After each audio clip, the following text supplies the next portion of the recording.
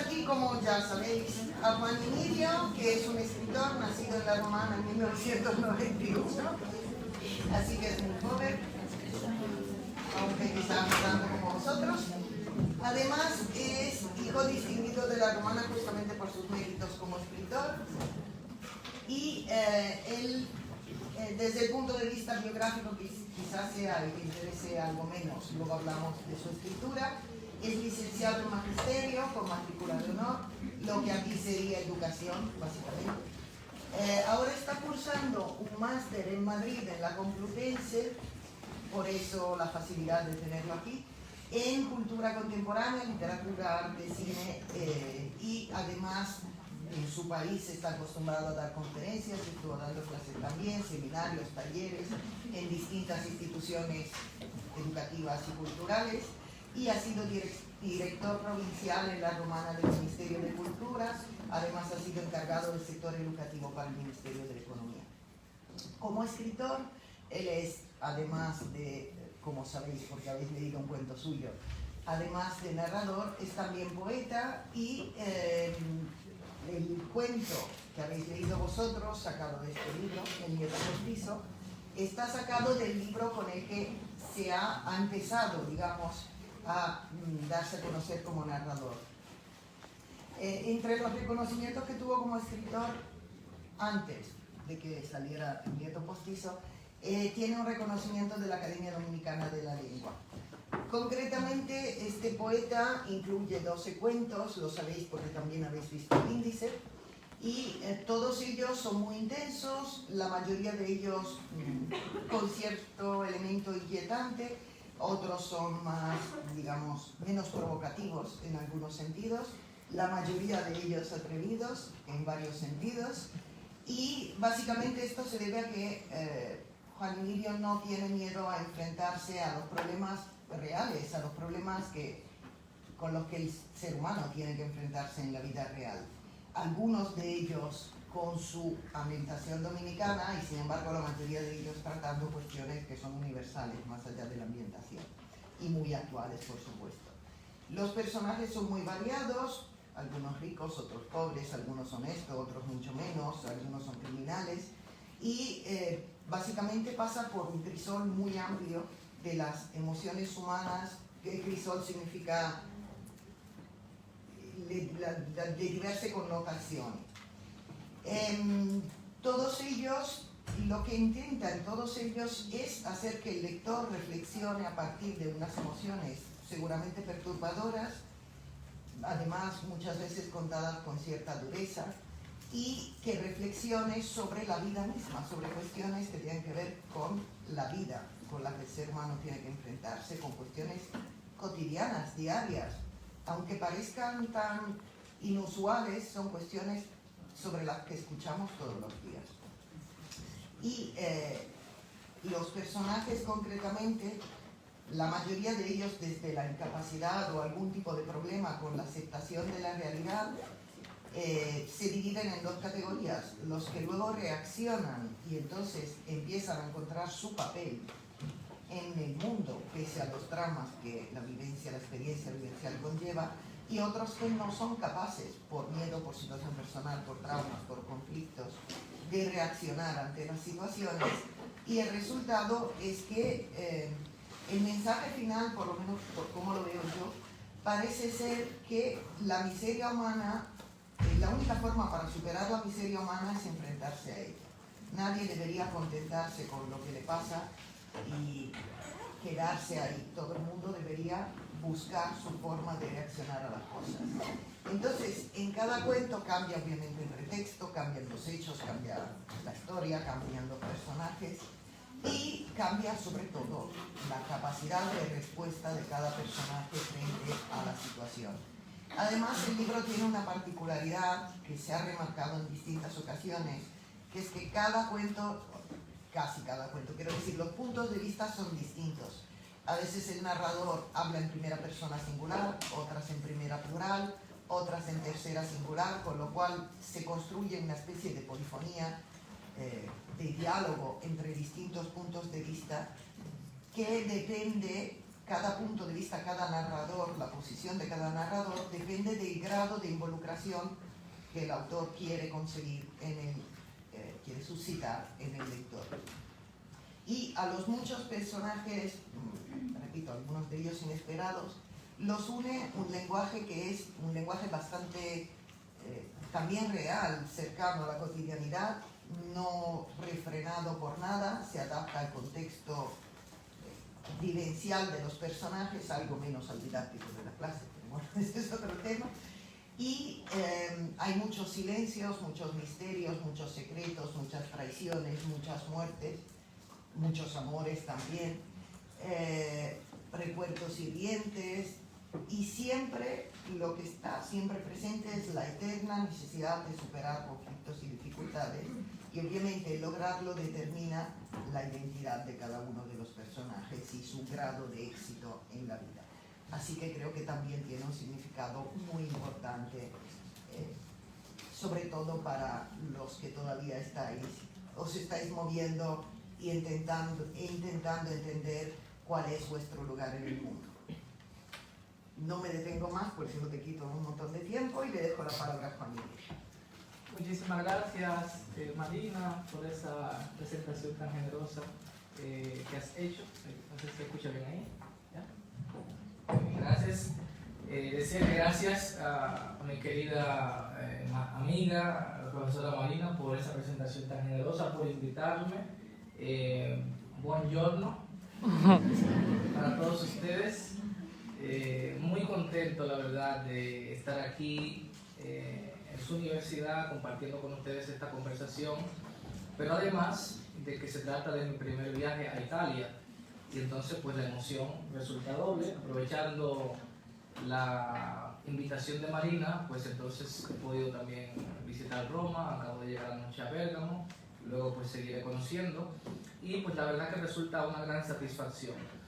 Y además el hecho de estar aquí en mi condición de escritor dominicano, de escritor latinoamericano, resulta también una gran oportunidad para no solamente hablar de mi propia creación literaria, que por cierto me ha interesado muchísimo el enfoque que ha tenido Marina sobre el libro El Nieto Postizo, pero además aprovechar esta ocasión para conversar un poco con ustedes y que sea pues interactivo, que si quieren hacer una pregunta o hacer una intervención mientras yo hablo, pues que tengan la oportunidad de hacerlo, pues levantan la mano y listo. Y yo quisiera así aprovechar para también hablar sobre la literatura de ese continente del que yo vengo. Cuando Marina me pidió un título para la exposición, a mí se me ocurrió el siguiente: literatura latinoamericana entre la leyenda y la vanguardia. No sé qué tanto sentido tenga para algunos, pero trataré de explicar un poco a qué me quiero referir con esto. Quisiera, digamos que dividir esta conversación en dos partes. Primero hablar un poco sobre cómo veo yo el devenir histórico de la literatura latinoamericana, y entonces luego hablar de mi propio proceso creativo y de mi libro, que ya sé que ustedes han leído algún cuento. Quiero comenzar con lo siguiente. Ayer he visto, mientras estaba todavía en Roma, una noticia, leyendo un periódico digital, que me ha servido como punto de partida para hablar de lo que quiero sobre la literatura latinoamericana. Y es que en el Perú había un presidente que se llama Pedro Castillo.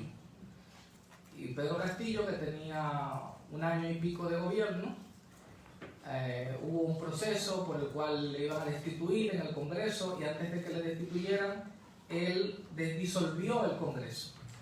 Es decir, lo eliminó y se proclamó pues él como todos los poderes del Estado encarnados en su persona, una especie de Luis XIV, l'état seigneur.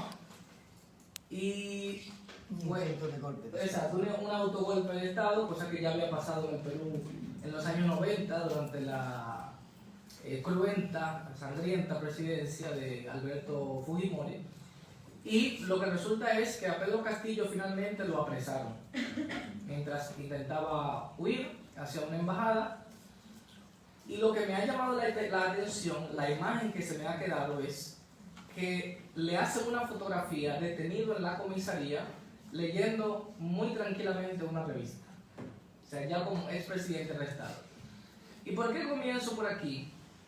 Porque a mí me parece que esa imagen tiene una autosuficiencia para representar mucho de lo que se ha escrito en América Latina. Por ejemplo, en la novela El otoño del patriarca, de Gabriel García Márquez, nosotros vamos a encontrar muchos pasajes de esta índole sobre esta relación del poder y la sociedad en América Latina a través de unos recursos hiperbólicos, exagerados, que utiliza García Márquez, como el hecho de que aparecen vacas en el Palacio Nacional de un país no nombrado de América Latina. Entonces, esta imagen que acabo de ver de un expresidente detenido en una comisaría leyendo una revista es algo que, si nos ponemos a pensar, no se vería mucho en todos los lugares del mundo. O sea, eso nos lleva a una realidad concreta y que no tiene que ver solamente con la política, tiene que ver también, digamos que con una cierta forma de ver la vida, con unas ciertas actitudes o con unas ciertas máscaras que nos ponemos para vivir en sociedad y que incluso un jefe de Estado no escapa a ello. En ese discurso que hace García Márquez al recibir el Premio Nobel de Literatura en el 1982 y siendo bastante coherente con las temáticas y los enfoques que él abordó en sus novelas, García Márquez se remonta incluso a la época del viaje de Magallanes a América, donde habla de una serie de cosas, de criaturas mitológicas que vio, etc.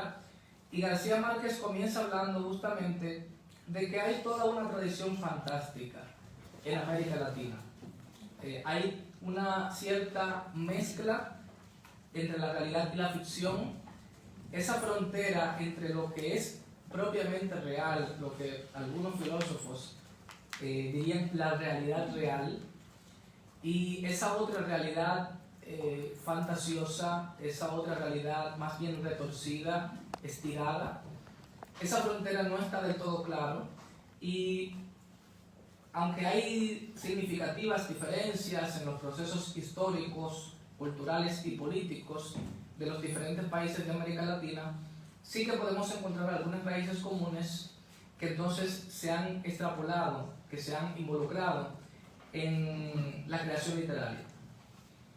Tenemos que comenzar hablando de que en América Latina, no voy a glosar toda una historia precolombina, luego de la conquista, etc. Eso se lo sabe. Exacto, ya ustedes lo conocen, pero sí quiero comenzar sobre algunas informaciones de índole histórico que son importantes para conocer luego lo que ha pasado en nuestra literatura y a dónde vamos a llegar. Y es que a principios del siglo XIX, a partir de la tercera década del siglo XIX, algunos primero, otros después, comienzan los países de América Latina a independizarse. La mayoría de países de América Latina hace algunos años pues cumplieron 200 años de independencia. En el caso de mi país no es tan antigua la independencia, es del 1844, pero sí que en la mayoría, ya a partir de los años 1820 y tanto, comienzan esos procesos independentistas. Ese cambio de orden político supone el nacimiento de una nueva realidad social que se caracteriza, a mi modo de ver, por una búsqueda de la afirmación de la identidad nacional a partir de la soberanía incipiente, la soberanía que está comenzando, y también a partir de la identificación de los países con simbologías nacionales. Ahora bien, esos procesos en cualesquiera de los casos fueron muy accidentados, ¿no? Y voy a poner como referencia el caso de mi país. A partir de la independencia dominicana, que en nuestro caso, tengo que acotar, no fue una independencia de un país europeo, sino de otro país latinoamericano, que es vecino, que es Haití, pero antes habíamos sido colonia pues, de todo el mundo, prácticamente. Pero muchos de los países se independizan directamente de España. ese proceso independentista no acaba ahí, sino que suceden guerras civiles, vienen procesos autoritarios, surgen dictadores, hay golpes de Estado. Bueno, a lo que quiero llegar es que se tambalean esas repúblicas que están naciendo. ¿Qué tiene que ver esto con la literatura? Pues yo diría que mucho. Y en un libro que yo les recomiendo mucho, que se llama El laberinto de la soledad, de Octavio Paz, aunque él se refiere de manera muy particular al caso de México, cómo eso que ya estoy contando, esa vacilación entre la soberanía, entre los anexionismos, bueno, por anexionismo quiero decir el anexar, el juntar un país a otro. Cuando no ocuparlo. Cuando no ocuparlo. Por ejemplo, la República Dominicana, luego de ser independiente, 20 años después es anexada a España, se pretende anexar a Estados Unidos, lo cual no pasó, etc. Entonces, en todos esos países surgen caudillos. Allá se habla mucho del caudillismo en América Latina. Y conforme a lo que describe Octavio Paz en El laberinto de la soledad, hablando de México, pero que yo lo veo... Espera, que Sí. ¿Estáis siguiendo bien? ¿No entendéis todo? ¿Va rápido? Puedo ir lento, ¿verdad? Así que puedo mejorar la marcha. Pues lo que decía es que lo que habla Octavio Paz sobre el caso particular de México, yo personalmente lo veo sobre la América Latina en general. La búsqueda de un rostro propio. Él lo dice más o menos en una imagen así que a mí me parece muy interesante. O sea, dejar de tener una máscara y comenzar a tener un rostro. Además que era un gran poeta y por todo lo que decía, pues tenía esos grandes tintes retóricos. Y eso va a condicionar, esos procesos históricos durante el siglo XIX, durante esa génesis de una América Latina soberana, independiente, va a condicionar mucho la creación literaria. Porque de la misma manera que como naciones, como pueblos, se estaba buscando una cierta identidad sólida, en la literatura pues se transitó también un largo camino hacia buscar una forma de decir que perteneciera mucho a lo que yo llamo pues el ser latinoamericano. Y a mí me parece que durante el siglo XIX la literatura latinoamericana fue poco dada a la innovación, precisamente porque los latinoamericanos, o sea, las aristocracias culturales, las élites literarias, pues estamos hablando de una época en la que había un gran analfabetismo en América Latina y pues la gente letrada era muy poca, ¿no? Entonces esa gente letrada solía venir a estudiar a Europa. Entonces todos esos escritores del siglo XIX pues escriben completamente desde una perspectiva europea de la vida, de la historia, de la cultura. Y entonces beben muchísimo de corrientes estéticas como el romanticismo, en sus enfoques estilísticos, en su manera de presentar los acontecimientos, en el caso de la narrativa, y pues en la forma de usar el lenguaje como herramienta literaria, en el caso del verso. Surgió una corriente muy interesante, ya a finales del siglo XIX, que pasó por la República Dominicana, de donde soy, pero que estuvo en otras partes de América Latina, que es una corriente no tan mencionada, pero que para mí tiene mucho significado, Marina, que se llamó el indigenismo. Indigenismo, viene de la palabra indígena. Sí. Cuando se habla de ciertas tendencias, de ciertos movimientos en América Latina, no mucha gente lo menciona, y yo también comprendo por qué, porque desde el punto de vista del estilo no fue propiamente una renovación, pero sí que a mí me interesa el hecho de que trajo una nueva temática, que es intentar ver la vida desde la óptica de los habitantes de América antes de la llegada de Cristóbal Colón. Entonces, hay una novela que ha tenido también cierta resonancia en América Latina, no sé qué tanto se conoce acá en Europa, que se llama Enriquillo, de Manuel de Jesús Galván. Pero, por ejemplo, también en otros países como Venezuela, si no recuerdo mal, hay un libro que se llama Las Lanzas Colgadas de Arturo Uslar Pietri, que también me parece que trata esta temática. Como ya decía, se trataba de una sociedad donde primaba el analfabetismo, y bueno, todavía hasta muy avanzado el siglo XX habrá mucho analfabetismo en muchas partes de América Latina, pero cuanto más, pues durante el siglo XIX todavía, la gente que sabía leer y escribir, la gente que tenía la oportunidad de estudiar, la gente que pues podía acceder a una bibliografía importante, era muy poca, y cuando estudiamos la literatura latinoamericana durante el siglo XIX, a veces pues, la gente cree que es que todo el mundo estaba en una biblioteca, o estaba en una librería, o estaba en una tertulia, o en un ateneo, y no era así. O sea, se trataba de una minoría sumamente estrecha. A finales del siglo XIX también se produce en América Latina la aparición de un movimiento que lo va a trastocar todo, que es el modernismo de Rubén Darío. Rubén Darío era un poeta nicaragüense que había nacido en el año 1867, también tenía una gran formación europea. Y un momento, ¿qué habéis perdido? Rubén Darío. Bien. Gracias, María. Bueno, en el año 1888, teniendo apenas 21 años de edad, es decir, la edad de quizás de alguno de ustedes, todavía, ya casi, pues Rubén Darío publica un libro que se llama Azul. La verdad que es muy original porque es azul, puntos suspensivos. Tiene incluso un signo ortográfico.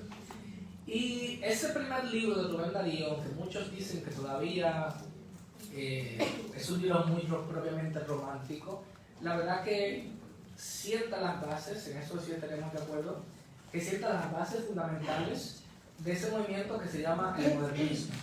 Que, ojo, es diferente a lo que en la literatura anglosajona se conoce como modernismo, que es otra cosa muy, muy distinta. Bueno, definitivamente sí, con la publicación ya de Cantos de Vida y Esperanza, que si no recuerdo mal es como de 1907, es el principio del siglo XX ya Rubén Darío tiene casi 40 años, pues ya toma una forma más o menos definitiva este movimiento. En resumidas cuentas, Rubén Darío innovó mucho en la forma de rimar. En la poesía, innovó mucho en la métrica.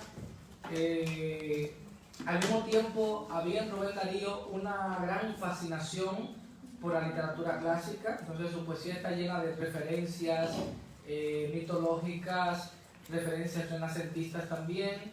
Es una poesía que, pues si la leemos, podemos pensar que es, quizá no vamos a pensar que fue escrita por un nicaragüense de esa época, una literatura muy cosmopolita, pero sí que en cuanto al estilo, influyó en muchísimos poetas de esa época. Un discípulo muy destacado y que a mí además me gusta mucho, yo no escribiría así, pero me encanta esa poesía, es Amado Nervo, que es también un poeta mexicano. Y a lo que voy con Rubén Darío es... Amado Nervo. Muy bien, ¿no? Traductora oficial. No, porque cuando los ves un poco perdido, es que se pierde. Muy bien, muy bien. Bueno, pues muy agradecido de su paciencia y tengan la libertad de, si se pierden, pues también decirlo. De levantar o si la mano. quieren hacer una pregunta, si quieren hacer un comentario, pues adelante. A lo que voy es que esa primera renovación, ese primer movimiento literario, poético, propiamente latinoamericano, con Rubén Darío, va a ser también un punto de partida y una influencia y un objeto de admiración, pero también un objeto de combate, porque siempre pues, esta es la historia del arte, que es el patricidio, o sea, la muerte del padre. O sea, hay un padre, un patriarca, hay una figura de culto, un maestro, y entonces primero lo admiramos y después queremos cortarle la cabeza y derribar la estatua, ¿no? Y queremos instaurar una nueva lógica un nuevo discurso, ¿no? Entonces, eso es lo que va a pasar ya entrada la tercera década del siglo XX, fundamentalmente en la poesía latinoamericana. Y aquí voy con algo muy importante.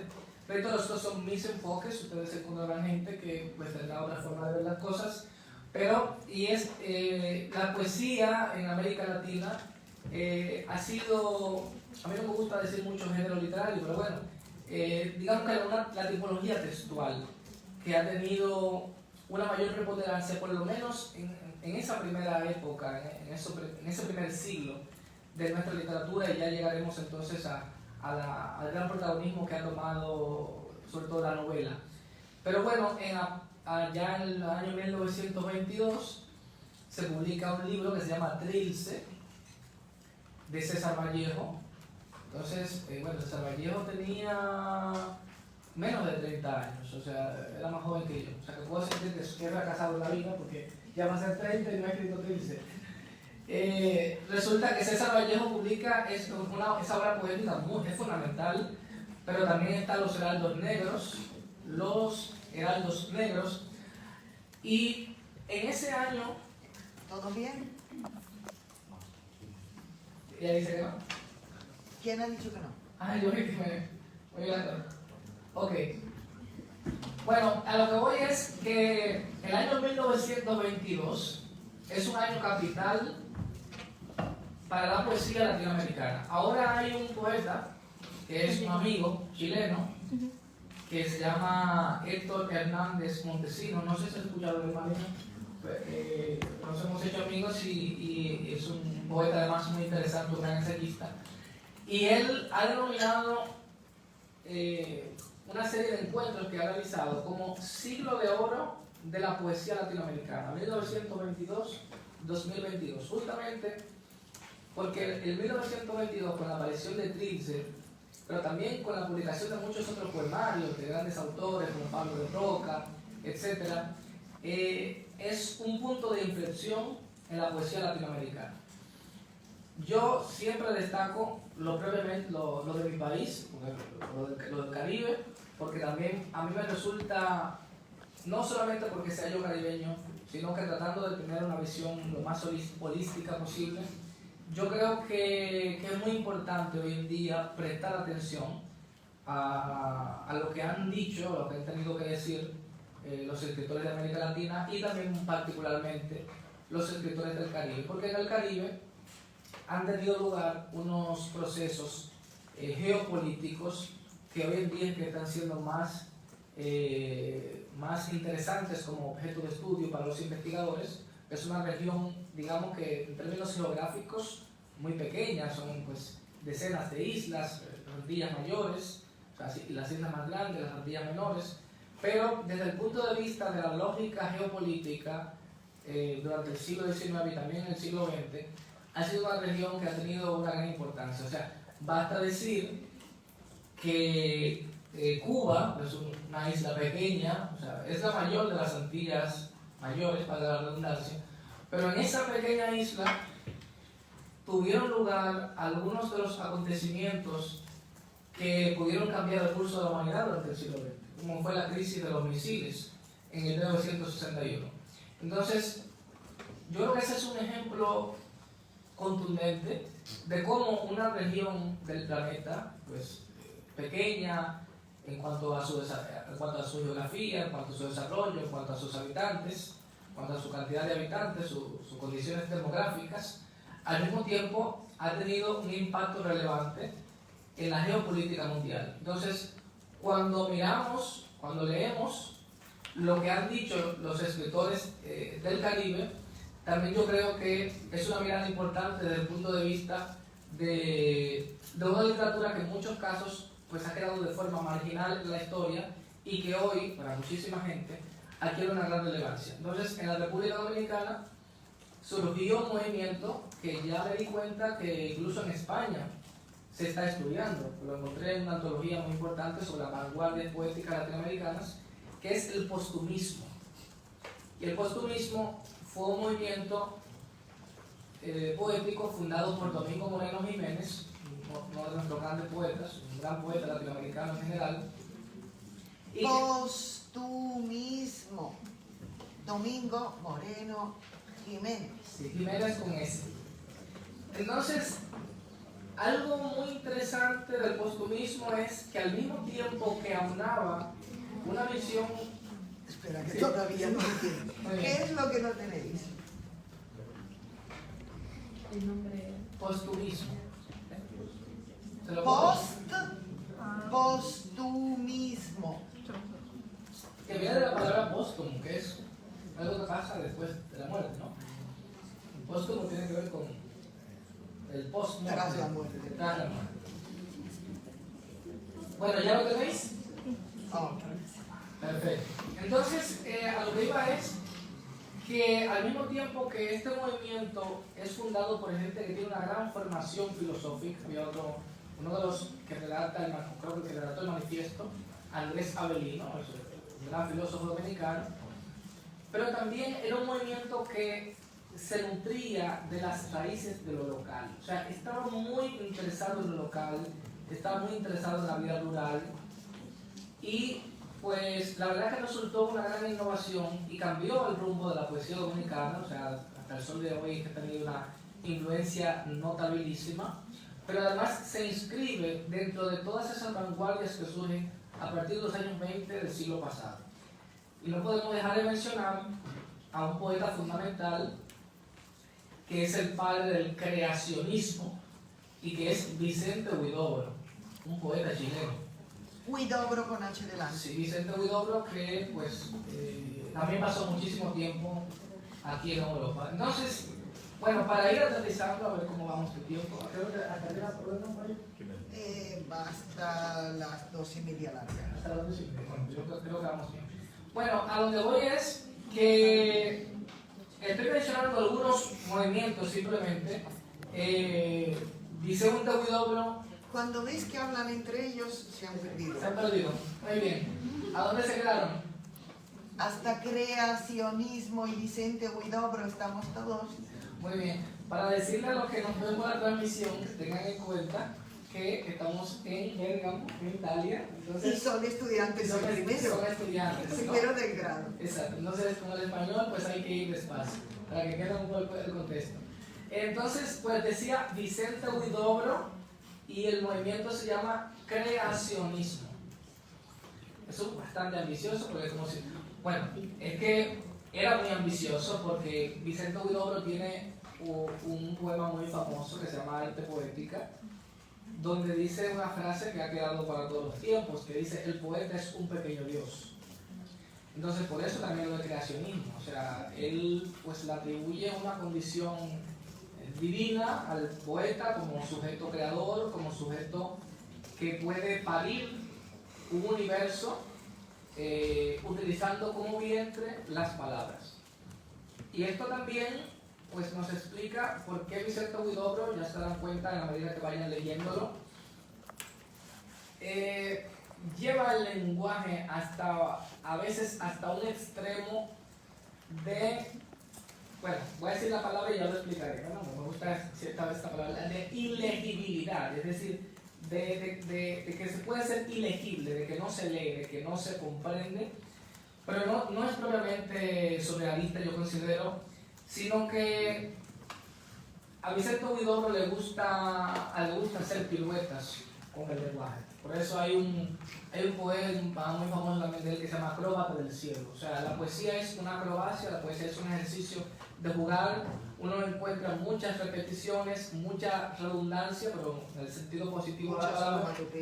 Por supuesto, por supuesto. Entonces, se trata de retorcer el lenguaje y de ver, pues en algún momento pues te puedes perder. Pero es uno de los poetas fundamentales. Perdón, Sí. es que entre las cosas de las que soy especialista están las vanguardias, con lo cual no se me puede decir que es ilegible, pero entiendo perfectamente que el hermetismo complica la lectura. Todo lo que sea vanguardia no es que no se pueda leer por difícil, lo que requiere es mucha paciencia,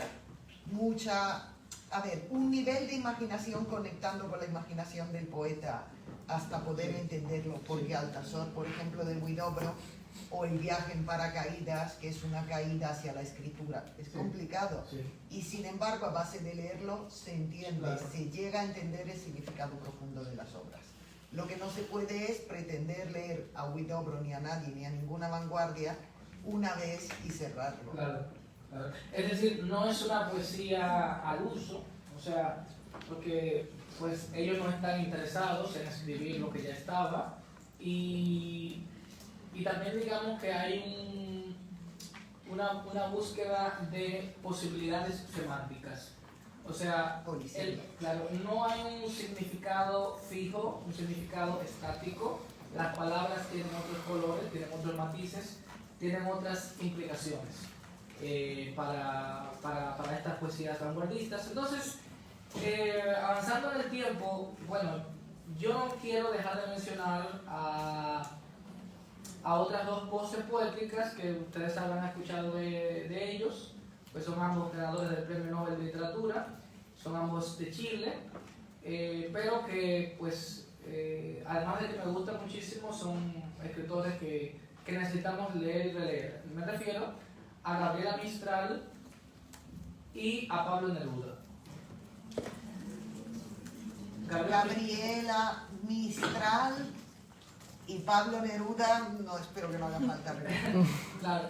Yo no soy, no he sido todavía tan devoto de la poesía de Gabriela Mistral, pero en lo personal sí que he tenido una conexión de toda la vida con la poesía de Pablo Neruda, porque cuando comencé a escribir tenía a Pablo Neruda muy presente siempre, o sea, lo leía, lo releía. Es que cuando tenía 17 años, a ver, ya llegaremos a este punto ahorita, hablando de mí un poco de mí, pero comencé a escribir intentos de poemas cuando tenía 11 años de edad, desde toda la vida, ¿no? Entonces, durante mi adolescencia yo escribía pues las mismas cosas que yo veía en los libros de texto de escuela, o sea, ese estilo, una poesía muy rimada, muy cursi, muy melodramática.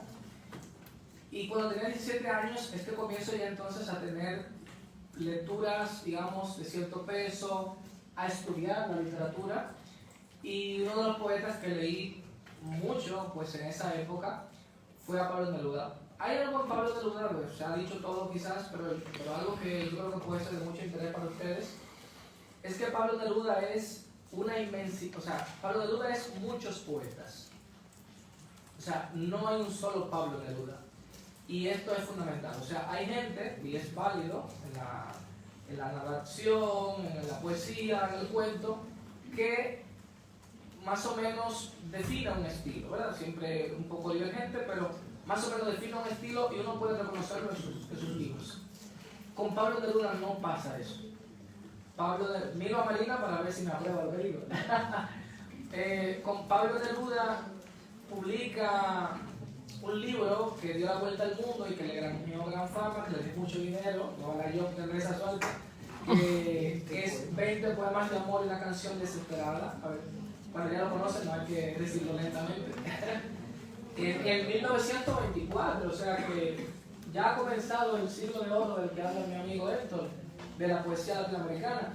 Sin embargo, 20 poemas de amor y una canción desesperada es un libro más al uso, es un libro más predecible. Es que es un libro juvenil. Es un libro juvenil, o sea, no es el Trilce de Vallejo.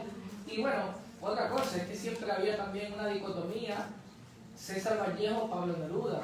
O somos de Vallejo o somos de Neruda, pero no podemos ser ambos. Supuestamente, ese es un viejo debate en la poesía latinoamericana, precisamente por esas formas aparentemente contrapuestas en la creación.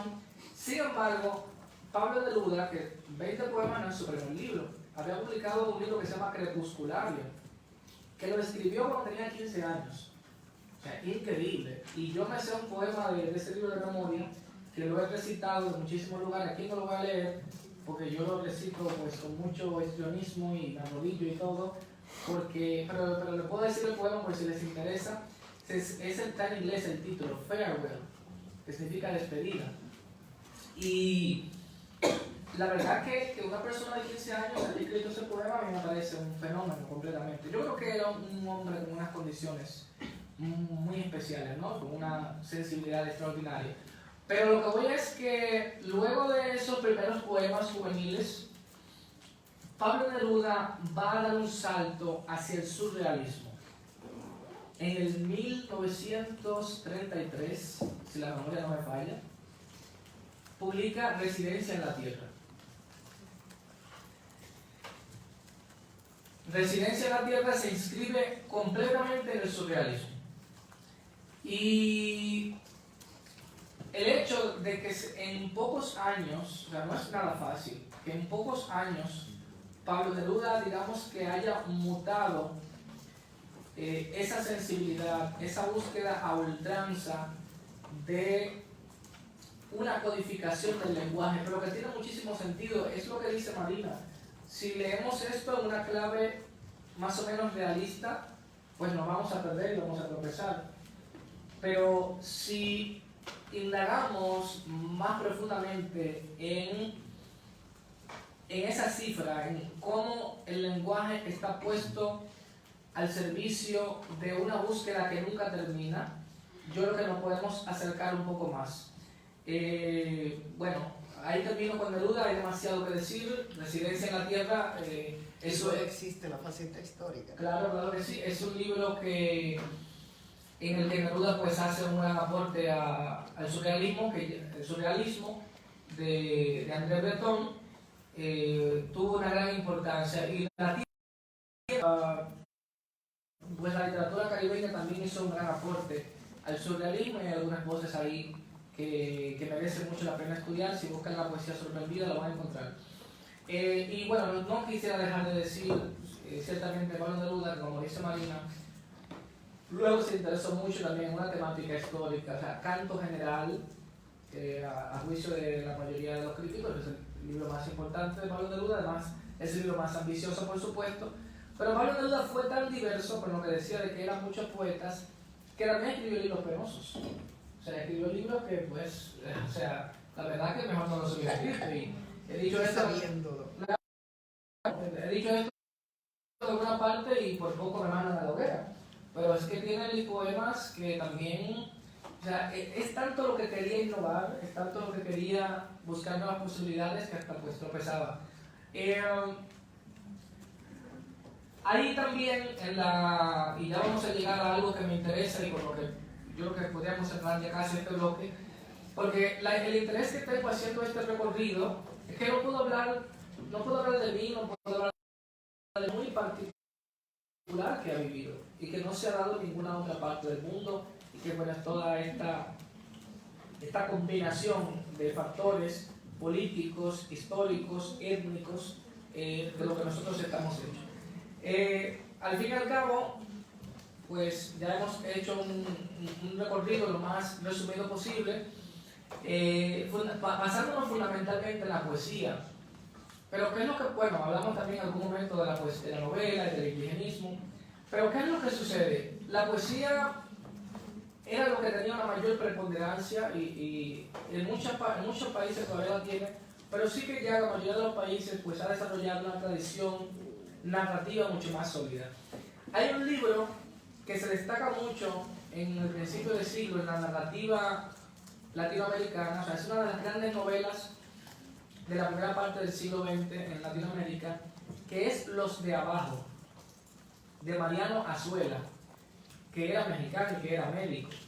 Y Los de Abajo trata sobre la Revolución Mexicana. La Revolución Mexicana es un acontecimiento que tiene lugar a partir del año 1910 en México, pero que se va a extender muchísimos años de una manera muy accidentada hasta dar con la formación de un partido, que es el PRI, el Partido Revolucionario Institucional, que finalmente estuvo 71 años en el poder en México. Pero lo que voy es que la novela Los de Abajo se destaca porque es una de esas primeras novelas en América Latina que uno percibe tan interesantes, con un contenido pues tan intrigante, con una búsqueda de originalidad y sobre todo muy dentro de un espíritu latinoamericano, o sea, de cuáles son nuestras propias heridas, no viéndonos como nos ven desde otra parte, sino cómo nos vemos nosotros desde dentro. Pero pasó un tiempo muy largo para que la novela en América Latina pudiera tener alguna connotación internacional. Eso va a ocurrir, y yo creo que ya todos ustedes lo saben, a partir de los años 60, con lo que hoy se llama el boom latinoamericano, o sea, el boom de la novela latinoamericana, que no era un movimiento literario, ¿no? Y pues la verdad que tengo mis discrepancias porque la gente habla de una relación de sinonimia, o sea, de paralelismo total entre realismo mágico y boom. El boom no era un movimiento literario, o sea, el boom fue una convergencia en el tiempo y en el espacio, además, porque eran todos escritores migrantes, de un grupo de escritores que también, claro, por su calidad, por sus méritos, encontraron desde el punto de vista editorial el respaldo que necesitaban para potenciar sus obras, ¿no? Pero el boom no era un movimiento literario y no es verdad que las obras de ellos pues son tan parecidas como pues se quiere, o sea, decir en muchos lugares. O sea, ¿dónde está el realismo mágico de Vargas Llosa, por ejemplo? O sea, además realismo mágico es que no quiero entrar mucho en ese terreno, además que no quiero que Marina y Elena, que son dos autoridades, vayan entonces a quitarme el micrófono, pero la verdad que sí, que yo tengo muchas discrepancias porque el realismo mágico ha habido siempre en la literatura latinoamericana. O sea, eso no es algo que nace en los años 60 y que no nace con García Márquez, ni todos los escritores del boom experimentan tampoco con esa temática. No sé por qué en algunas partes pues la gente dice que es lo mismo. Bueno, sí ha habido siempre romanticismo en la literatura española, entonces ha habido siempre realismo mágico en la literatura hispanoamericana. Claro, no viéndolo como formalidades del movimiento, sino viéndolo como espíritu. Claro, claro.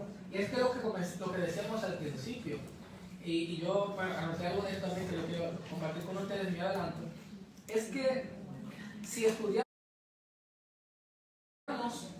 la cultura, si estudiamos la sociología desde América Latina, lo mágico, lo fantasioso, lo supersticioso, lo irreal, lo utópico, entremezclado con lo real. Está mezclado con lo real como hermanos gemelos. O sea, tú te vas a, por ejemplo, ustedes van a la República Dominicana, no sé si a Marina le ha tocado verlo cuando estaba allá, creo que ya no se usa tanto, pero en los campos se puede ver. Tú vas a una casa y te encuentras con una mata de sábila, de italiano, aloe también. Sí, la aloe vera. Ok, colgada en una pared, o sea, dentro de una casa. ¿Por qué? Bueno, es que tiene una connotación. O una persona que tiene un collar, eso tiene una connotación, ¿no? O sea, o sea, el tema del secretismo religioso tiene mucha importancia en América Latina. Entonces, no hay esa gran diferencia entre lo que es propiamente real y lo que es propiamente mágico. O sea, la superstición como un credo marginal y la religión como un credo oficial, unidas, tienen una gran importancia en la vida de la gente. Entonces, los escritores latinoamericanos, yo creo que sea que lo hayan sabido muchos o no, cuando se aproximan de una forma lo más espontánea, lo más franca, lo más desnuda posible a la realidad latinoamericana, ese elemento mágico siempre va a estar presente, en cualquier formato que se quiera experimentar. Pero sí que fue en los años 60 con el boom que la novela latinoamericana pues se exporta hacia el mundo, y eso tuvo mucho que ver también, o sea, hay una relación que no podemos eludir entre esa importancia que cobra la novela latinoamericana con el hecho también de que comienzan flujos migratorios importantes de América Latina, desde América Latina hacia Europa y también a Estados Unidos. O sea, eso comienza pues más o menos por los años 60, ¿no? O sea, cuando yo se lo cuento, o sea, cuando llega a España, cuando llega a Francia, pues ver un latinoamericano es muy difícil, ¿no? O sea, no es como ahora. Entonces, o sea, surge un interés desde Europa por eso que me están contando que tiene que ver con otra parte del mundo que yo no lo conocía así. O sea, lo conocía por la historia, por una historia oficial, pero ahora lo estoy conociendo desde el punto de vista del individuo, ¿no? Del individuo latinoamericano. Pero el boom tiene unos precursores. que pues, o sea, son escritores inmensos y que justamente por ese fenómeno del boom, entonces también se va a volcar la atención hacia quienes le habían precedido en el tiempo. Brevemente, quiero mencionar, hay muchísimos precursores, pero algunos que para mí tienen mucha importancia y que ustedes pueden interesarse en leerlos. Comenzando, por supuesto, por Jorge Luis Borges. No hará falta repetirlo. No hará falta repetirlo. Bueno. No, sí, creo que tengo que decir. Jorge Luis Borges. Si no lo conocéis, puede ser un problema. Un gran problema, ¿verdad? Pero lo que quiero decir sobre Borges es breve. Aunque publicaba libros de los años 20, se comienza a conocer mayormente en Europa justamente a partir de los años 60. O sea, han pasado 40 años, ya es un escritor maduro. Y entonces, pues toda la literatura de Borges comienza a ser objeto de interés mundial. Y bueno, es uno de los grandes escritores del mundo durante el siglo XX. A mí me interesa muchísimo, por demasiadas razones, otro escritor que se llama Juan Rulfo. Okay.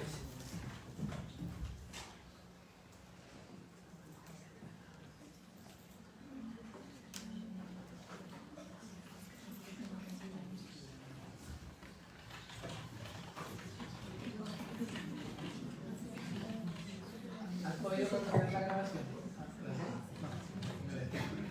Ok, Juan Rulfo, Miguel Ángel Asturias. Os lo pongo más grande. Sí, más grande. Toma. Ok. Bueno, anoten esos dos y a los otros pues se lo digo y... no, pero estaría bien. Con esos dos yo creo que el panorama queda completo. Ya luego van consultando con Marina, algunos otros que quieran leer. Pero a mí me interesa mucho también Miguel Ángel Asturias, decía, fue premio Nobel de Literatura, era guatemalteco, ganó el Nobel en el 1967. Miguel Ángel Asturias tiene una novela que se llama El Señor Presidente,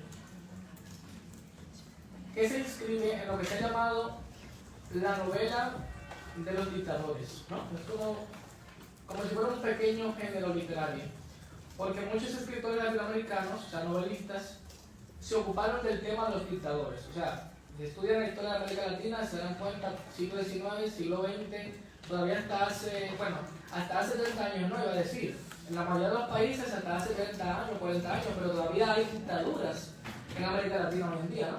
Entonces, el caudillismo, el autoritarismo, la dictadura ha estado muy presente en el universo latinoamericano y hay varios escritores que escribieron novelas concentrándose en la figura del dictador. Ojo, algunos lo hicieron colocando al dictador como protagonista, ¿no? Es el caso del Otoño del Patriarca, como estaba mencionando, de Gabriel García Márquez. Pero hay otros, o Yo el Supremo, de Augusto Roa Bastos, pero hay otros en los cuales la figura del dictador es más bien periférica. Es decir, está a un lado. O sea, vamos a contar cómo se vive en la sociedad, hay alguna referencia al dictador, a la opresión, a la falta de libertad, pero contando la vida cotidiana de la gente en la calle, en la casa, en la vida común. Por ejemplo, los escritores dominicanos se han obsesionado con la dictadura de Trujillo, que duró 30 años, pero pues que yo recuerde, no sé si hay alguna novela donde propiamente el dictador sea el protagonista, la verdad que no lo recuerdo. O sea, en todas las novelas veo una... protagonista, no, las maldades que ha hecho. Exacto. O sea, que cuenta la vida de la gente en el marco de esa dictadura. Pero sí algunos otros, como Miguel Ángel Asturias, como Augusto Roa Bastos, como el propio García Márquez, como La Fiesta del Chivo, de Mario Vargas Llosa, como olvidarla, que trata también sobre la dictadura de Trujillo en mi país. Muy debatido ese libro. Sí, sumamente polémico. Vargas Llosa, sabéis cómo se escribe, ¿verdad? Claro. Hay una novela que ¿no? Toca la dictadura, Vargas Llosa. ¿Vamos bien? ¿Vamos bien? Bueno, para ir finalizando con esta parte y hablarles un poco de mi interesante vida, es broma. Hay una novela que creo que es muy importante que la lean, que es de Junot Díaz.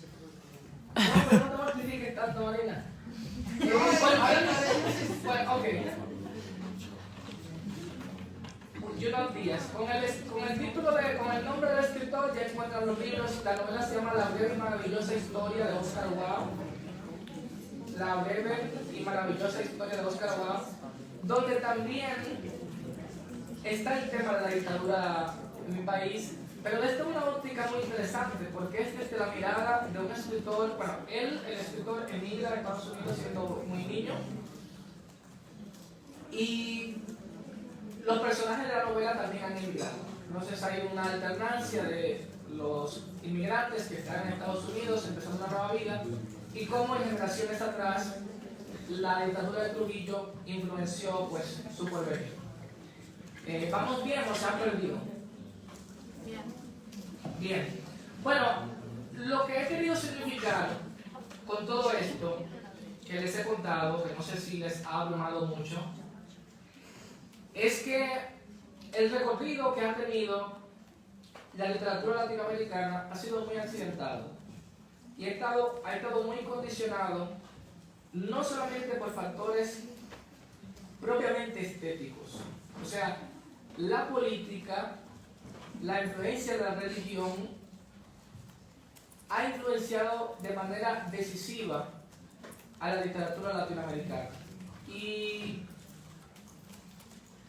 por qué he hablado de literatura latinoamericana entre la leyenda y la vanguardia? Bueno, por estos dos factores. Porque por una parte, lo legendario, que yo lo mezclo con lo épico, lo fantasioso, lo mitológico, o sea, yo creo que hay toda una ramificación de esas visiones de una realidad, digamos, elástica, ¿verdad? Una realidad en la que la superstición, en la que también la represión, el miedo, pero al mismo tiempo esa condición festiva de América Latina, o sea, ese ser tan singular que es el latinoamericano. Cuando hemos querido escribir desde América Latina, eso ha estado presente. Yo creo que lo queramos o no importa si nuestras novelas están ambientadas en Sudáfrica o en China o en Europa, no importa, pero esa lógica está detrás. Y por otra parte, el tema de la vanguardia, porque ha sido una obsesión también la de la literatura latinoamericana en algún momento de la historia. Entonces buscar una forma de decir que le resulte muy propia y que sea muy al estilo. Basta ver que hubo un movimiento también en la poesía negroide, que bueno, llegaron incluso al extremo de que utilizan, o sea, no utilizan, digamos, sino un español estándar, ¿no? O sea, utilizan palabras como hablamos de manera coloquial en América Latina. Y está Nicolás Guillén, está Miguel del Cabral.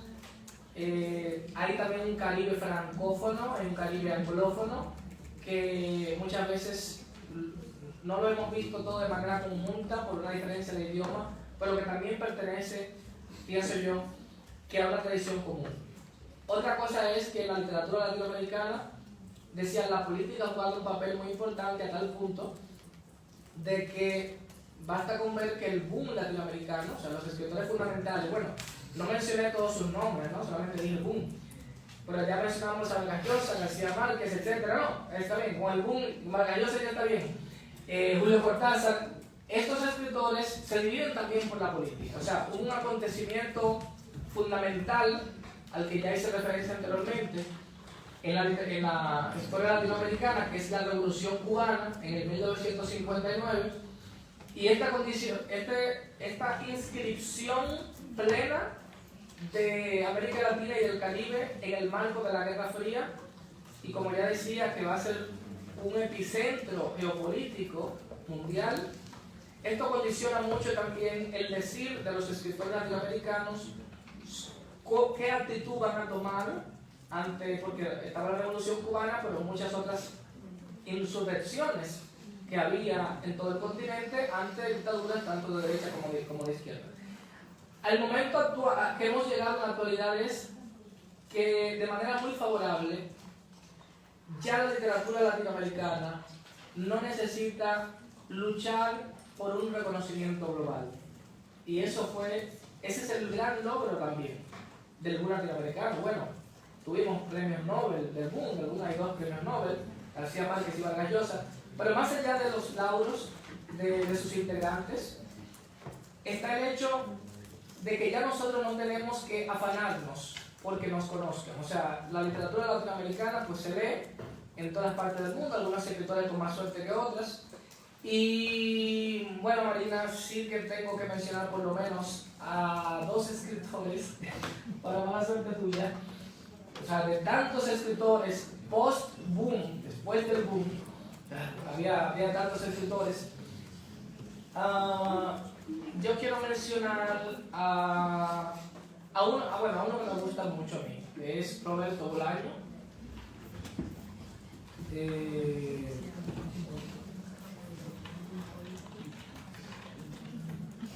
Porque también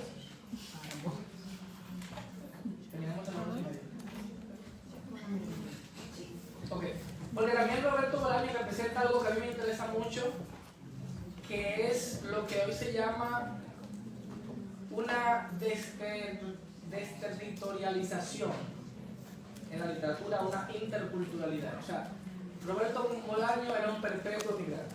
Es chileno, se va a México, viene a España, ¿no? Cuando digo viene porque estamos en Europa, porque estamos aquí en Italia.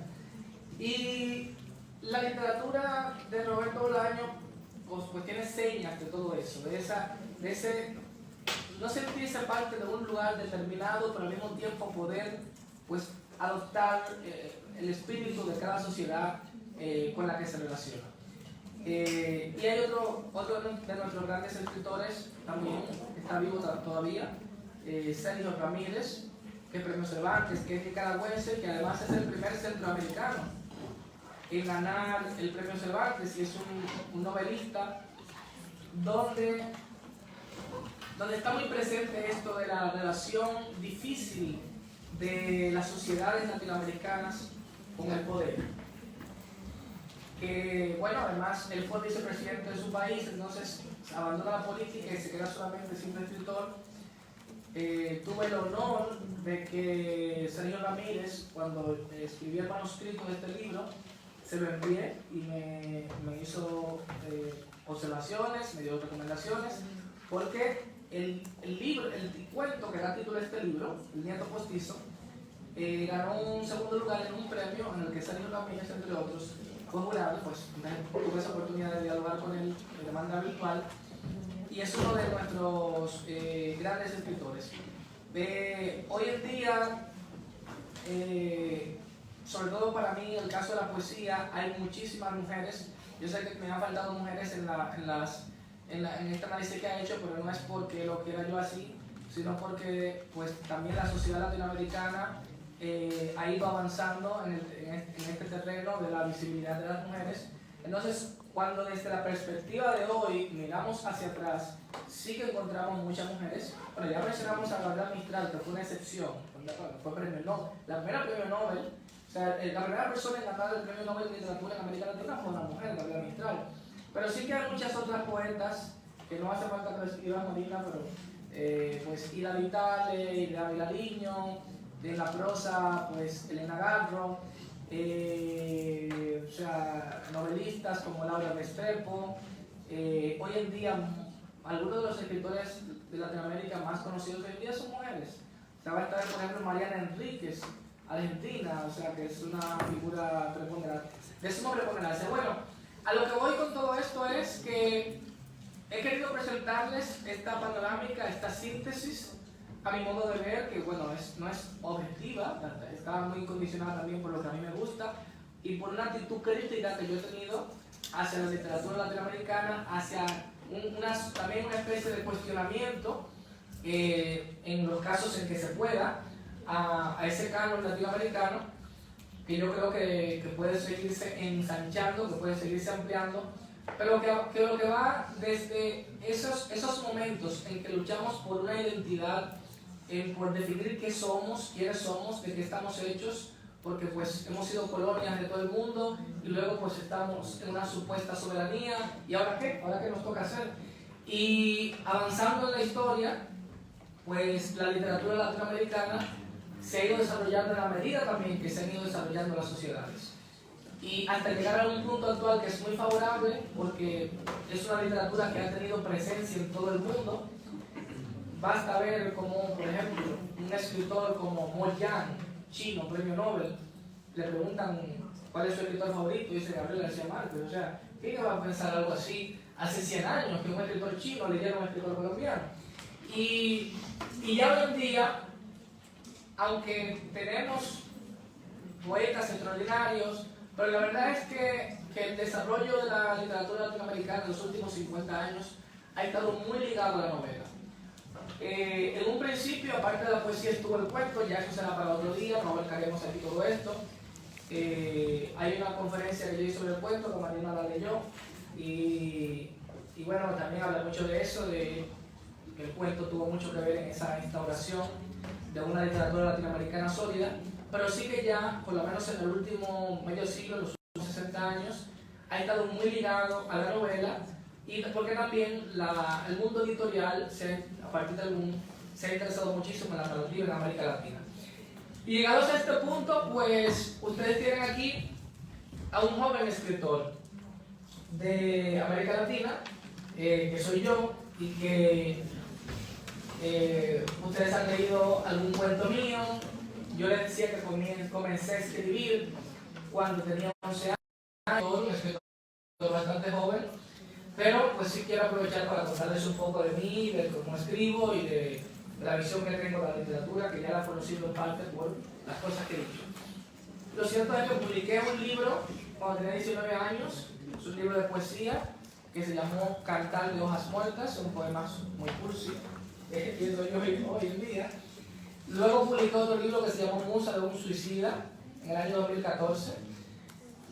Y luego publiqué un tercer libro de poesía, que es el que ya me comienza a gustar un poco más, que se llamó El oráculo ardiendo, donde me interesé mucho en plantear ciertos problemas sociales de la República Dominicana, pero tratando de aunar eso a una cierta visión filosófica más o menos nihilista, más o menos absolutista, ¿no? De cómo la desesperanza puede influir tanto en la forma en que yo veo la vida y cómo la poesía me puede servir de espejo de la desesperanza, del desamparo y del pesimismo. Pues lamentablemente, desde el punto de vista social, me considero una persona más pesimista que optimista, porque no tengo mucha fe en el ser humano, a pesar de todos los progresos que hemos tenido. Y es algo que yo quise dejar como constancia, no sé qué también lo he hecho en ese libro. Luego publiqué una antología, que es una recopilación de los poetas dominicanos que surgen a partir de los años 60, en un momento de grandes cambios, de mucha convulsión política y social en el país, con un estudio introductorio pues, muy largo que hice, un estudio sobre ese marco histórico de la poesía dominicana. Y pues lo más reciente que he publicado es este libro del que Marina ha hablado, y que ya ustedes han leído algo, que es El viento postizo, que es un libro de cuentos.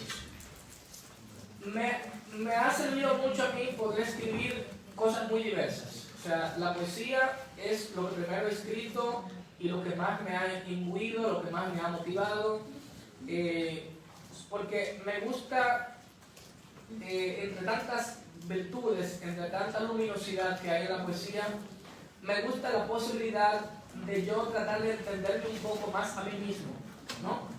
Ya me es difícil entender a los demás, pero entenderme a mí mismo también cuesta mucho trabajo. Y la poesía me sirve un poco para eso, para tratar de convertir en palabras ese intento de comprensión con mi interioridad. Es una búsqueda introspectiva muy marcada. Una cosa, porque Sí. te van a poner preguntas. Sí. Que no más. Sí. Hasta el punto va a dar tiempo. ¿Quieres que te la ponga y lo contestas? O... ¿Las preguntas? Claro. Déjame decir algo más y ya, para darle un poco más de sentido. Y lo último es que escribir narrativa, o sea, escribir historias, es algo que me interesó mucho. El Nieto Postizo es el primer libro de historias que escribo y pues ha sido un salto porque es algo con lo que no me sentí muy seguro, no me sentí muy cómodo durante mucho tiempo, tenía muchas dudas. Entonces también ha sido un ejercicio de estilo, un intento de decir algo, que ya decía algo con la poesía, pero decir algo desde el plano de las historias. No de la historia, sino de las pequeñas historias de las que está hecha la vida y que Marina pues ha hecho una reflexión que le agradezco mucho y un enfoque muy interesante sobre algunos aspectos que yo trato en mi libro de cómo ser dominicano y pues esas nubes de sangre, de sombra, pero también de amor, de erotismo y de lo inesperado. Y tú has dicho algo, Marina, que ahora no me acuerdo la frase realmente, es como que el resumen, al final dijiste la conclusión. Que frente a esas dificultades los personajes se dividen en dos, básicamente, los que saben reaccionar y los que no son capaces de reaccionar frente a esos conflictos, acontecimientos perturbadores. Sí, yo creo que esto ha pasado precisamente porque es así como yo me siento en la sociedad dominicana, donde he vivido mayormente, de que tengo muchas preguntas sin responder. Y yo creo que esas interrogantes pues están muy trasladadas a mi vida. Bueno, muy agradecido de ustedes y pues pasamos entonces a otra parte. Lo paré yo porque quería que quedara un poquito de tiempo para las preguntas, que sé que hay. Con lo cual, ¿quién empieza? Bueno, la primera que ha alzado la mano, ha levantado la mano. Yo he buscado unas informaciones sobre usted y he encontrado que ha escrito poemas, ensayos, artículos en diferentes géneros. Quería preguntarle cuál es el género con el que se siente más cómodo y por qué. Muy bien, pues bueno, a ver si puedo responder porque de sentirme cómodo como tal, la verdad es que yo me sale más fácil escribir un poema, porque pues ya hace mucho tiempo que escribo poesía y pues el poema tiene una cierta condición más instantánea, ¿no? O sea, puedo tomar un vuelo y escribir un poema, a pesar de que yo corrijo muchísimo, o sea, soy muy obsesivo corrigiendo en todo lo que escribo, a tal punto que he cometido algunos errores en mi vida porque he echado cosas al zafacón que hoy me arrepiento, o sea, que hay cosas que destruí, o sea, porque he sido muy obsesivo, pero digamos que no me gustaría utilizar la palabra facilidad, porque no creo que sea fácil escribir poesía para nadie, a menos que seas Pablo Neruda o que seas Dante, pero bueno, por lo menos el poema, como me permite un formato también pequeño, o sea, puedo escribir un breve poema y tengo ideas, entonces yo creo que a veces yo pienso en verso, porque como estoy muy influenciado por la poesía, es algo que pienso, lo escribo tal como lo pensé y me parece un poema, porque la poesía no es escribir algo bonito, no es escribir algo muy rebuscado, muy complicado. Yo creo que es una forma de sentir el mundo, de sentir la vida y es una forma de hacerse preguntas. Pero hoy en día sí te puedo decir que estoy mucho más interesado en escribir historias precisamente porque para mí supone una complejidad mayor, porque yo no quiero escribir una historia pues que tenga simplemente un comienzo, un conflicto y un final. O sea, eso para mí no tiene mucho sentido porque ya se lo ha hecho todo el mundo. Yo quiero escribir algo, una historia en la que las preocupaciones fundamentales que yo tengo sobre el ser humano de alguna forma se vean reflejadas. Repito, en forma de pregunta. O sea, yo no quiero dar una conclusión, yo no quiero dar una lección, yo quiero dejar una pregunta sobre qué significa nuestra condición, ¿no?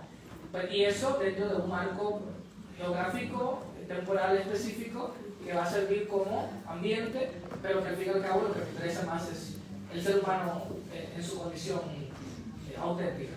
No sé si me he respondido bien. Yo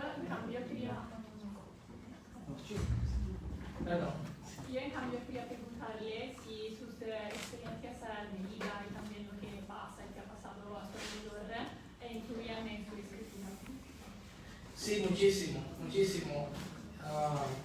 Especialmente, les puedo contar que el libro El nieto postizo es un libro muy autobiográfico. Bueno, es que yo no sé si sería muy preciso decirlo, decir autobiográfico, porque bueno, no es una historia literal de mi vida, pero digamos, para explicarlo un poco mejor, hay muchas referencias autobiográficas. Lo que pasa es que están maquilladas por la ficción. O sea, hay mucho de autoficción, hay muchas experiencias que yo viví, hay muchas cosas que yo vi, hay muchas cosas que me contaron, que se manifiestan en mi libro de cuentos. También en mi poesía, ¿no? En la poesía, en menor medida, porque en la poesía me gusta más enfocarme en una realidad exterior, no necesariamente desde un sujeto personal, desde mi yo auténtico, pero sí que en la narrativa pues cuento mucho de cosas que me han pasado y que yo creo que no es fácil que haya pasado a otra persona porque ontológicamente somos todos diferentes, ¿no?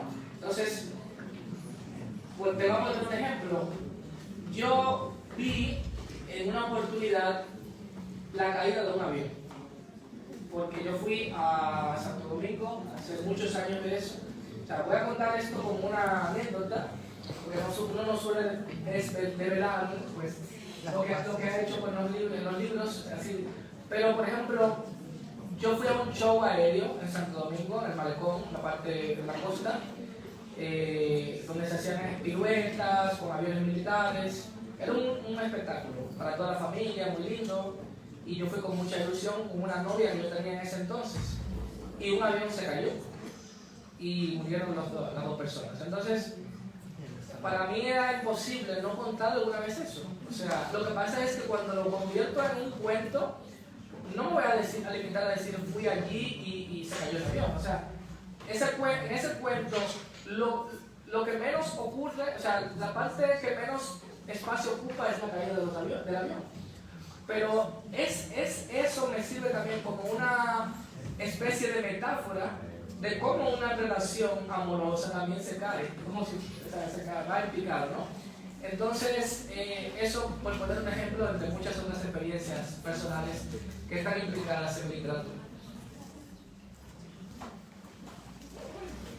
Después de haber leído su cuento, me he dado cuenta de que usted trata temas como, por ejemplo, la no aceptación del destino individual, los dramas que que nacen entre las relaciones humanas y este tipo de temas. Y quería preguntarle si usted siente la necesidad de tratar estos temas para sensibilizar las opiniones de los demás y también si el contexto social en el que vive usted la estimula para dedicarse a temas tan particulares.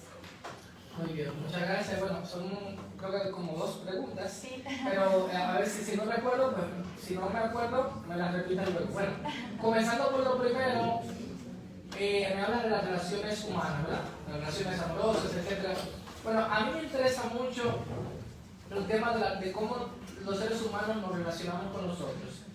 Fíjense que, y lo hablamos ahorita, Marina, según la cultura, según de dónde venimos, tenemos una forma distinta de aproximarnos al otro, tenemos una forma distinta también de mirar. O sea, y no hablo aquí de prejuicio, ¿no? Hablo de un reconocimiento de ese otro ser humano, ¿no? Entonces, o sea, al fin y al cabo, yo me pregunto hasta qué punto yo o soy una mezcla de todo lo aprendido, todo lo vivido, de todas las referencias que tengo. Entonces, en la República Dominicana, donde yo soy, pues las relaciones humanas son muy cálidas, pero esa misma calidez, esa misma alegría también genera violencia, ¿no? Porque la gente se mete mucho en la vida del otro. O sea, es que la mente es pasional y ser pasional significa tanto hacia lo positivo exacto, como hacia esa gente es muy pasional. Entonces, el tema de las relaciones amorosas, o sea, yo escribo las relaciones amorosas dentro de un campo más grande que es las relaciones humanas en general. Me ha interesado mucho y... Chicos, si por una vez nos quedamos hasta la hora que es, no pasa nada. Muy bien. Pues te decía que eso me ha interesado mucho y creo que la forma en que lo he presentado ha sido más pesimista, como decía ahorita, alguien podría realizarlo de otra manera, pero la verdad es que me parece eso, que el ser humano al fin y al cabo acude en última instancia a su condición animal y que pues cuando se está tan implicado en la vida del otro se genera una fricción, porque no podemos vivir dos vidas, o sea, está la nuestra, está la del otro. Entonces en el amor, esa intensidad del amor, en la forma en que yo lo he visto en mi país, está muy presente en la literatura, ¿no? Esa intensidad puede ser positiva, puede ser negativa. Me preguntabas también cómo la criminalidad social influye. Es que influye muchísimo. Influye mucho porque es que yo creo que tenemos una forma de ver la vida que está muy marcada por nuestra condición insular. O sea, yo digo siempre, el mar es una frontera para nosotros, porque estamos alejados. Tenemos un vecino, o sea, en la misma isla hay dos países, Haití, pero es una condición de vecindad incómoda por muchas razones, ¿no? O sea, nosotros no acogemos a ese vecino con un amor de ven, te voy a dar un abrazo, o sea, convivimos, pues nos relacionamos, uno se va adaptando, pero para la mayoría de la gente es una relación un poco incómoda, una relación con mucho sesgo, y ese es el vecino que tenemos. Entonces los otros vecinos están de aquel lado del mar, todos están del lado del mar. Entonces el mar es una frontera, y yo siento que desde allá pensamos que la República Dominicana es el mundo, cuando no es así. Aunque yo no había salido del país, como siempre fui lector, siempre sabía que había otro mundo por ver y que había una cosa, y yo creo que mi forma de comportarme estuvo muy influenciada siempre por mi ejercicio literario, porque pues tenía mucha curiosidad por otras cosas. Con esto no estoy diciendo que no sea malo propiamente, sino que eso también genera una familiaridad entre la gente. O sea, estamos todos cerca, todos nos conocemos, todos somos primos. Bueno, eso también porque es una isla pequeña. Es una isla, exacto, es una isla más pequeña. Entonces, esa realidad social también, con todas sus luces, con todas sus sombras, ha influenciado mucho mi literatura. Ahora, yo trato de tener una aproximación crítica a mi realidad. O sea, yo no soy un escritor nacionalista, yo no soy un escritor que celebra su país ni que lo condena. Yo trato de presentar los hechos, como yo los percibo, ¿verdad? Y también tratar de tener otras referencias que no sean solamente mi propia vida, sino documentarme, informarme. Hay diferencias también entre las regiones allá, pero sí que mi entorno juega un papel fundamental. Y sobre todo, mi ciudad, o sea, el país, pero mi ciudad, la romana. Yo quise en este libro también, digamos que hacer una especie de homenaje a mi infancia y a mi adolescencia, o sea, la romana, porque luego viví en otras partes del país. Pero la romana, mi ciudad original, que es una ciudad costera, que es una ciudad donde el mar está muy presente, y donde hay también una desigualdad pronunciada, porque tenemos un epicentro turístico muy importante, que es casa de campo, donde vive celebridades de todo el mundo. Pero por otra parte, en la parte oeste de la ciudad, que es de donde yo soy, y que hoy es otro municipio, entonces pues tú te encuentras calles que no están asfaltadas, por ejemplo. O sea, y esa dicotomía, esa diferencia tan notable, a mí me llamó muchísimo la atención, como que yo creo que también en la República Dominicana, la romana tiene unas condiciones particulares que yo las vi, que las viví, que no las vi en otras partes y que quise ponerlas ahí en mi literatura. Gracias. Gracias. Bueno, yo también investigué un poco sobre usted, también he visto un trozo de una conferencia que hizo y entonces he descubierto que los temas de que trata son temas muy cotidianos, bueno, que se pueden vivir hoy en día. Y entonces mi pregunta es, con respecto al cuento En vísperas del ocaso, ¿ha pasado una vez en su vida vivir una situación parecida o asistir a una situación parecida? Sí que me ha pasado. Ellos quieren saber de dónde vienen los cuentos. No, muy bien, voy a desenegar. Pues sí que me ha pasado, o sea, en algún momento de mi vida me han pasado cosas parecidas. una relación amorosa o pasional. Sin embargo, ese cuento en particular no tiene, a ver, no está tan relacionado quizás conmigo como otros cuentos. Porque lo que pasó con ese cuento es que, como ya ustedes saben, lo leyeron, es una relación entre dos mujeres y luego aparece una tercera mujer. Entonces, en la República Dominicana la homosexualidad todavía no es tan bien vista, ¿no? O sea, porque es un país con mucha influencia religiosa, o sea, digámoslo claro, es un país muy conservador, no es un caso único, o sea, pasa en otros países de América Latina. O sea, no hay esa libertad civil, no existe matrimonio igualitario. Entonces, yo tuve acercamiento temprano a mujeres lesbianas. O sea, conocí mujeres lesbianas y, bueno, una de ellas que conocí fue porque yo la enamoraba. Y luego me di cuenta que era lesbiana, me lo pregunté, bueno, qué bien. Entonces, siempre fui muy abierto con eso, o sea, siempre he entendido perfectamente que la homosexualidad no es un problema, o sea, pero allá cuesta trabajo entenderlo. Y yo quise en ese cuento, pues, me interesé en esa temática, o sea, cómo se vive el amor en una relación homosexual que tiene las mismas luces y sombras que una relación heterosexual, o sea, la gente se pelea, la gente discute, la gente puede llegar a tener una actitud de toxicidad. Y pues fue un ejercicio que hice, ¿no? También se ve esa dificultad porque la otra al final se casa con un hombre. Claro, exactamente. O sea, al final la otra se casa con un hombre y pues o podría ser bisexual o simplemente por lo que le gustan los hombres. O a lo mejor se amolda al sistema social. Claro.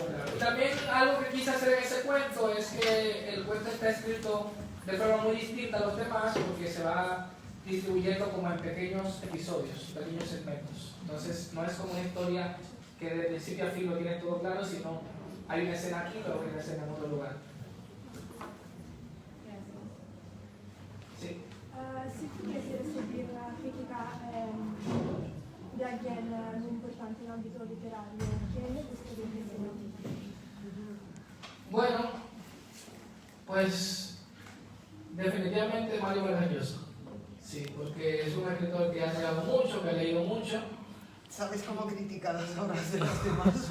Sí, pero estaría bien. Creo que podría aprender mucho de todas formas.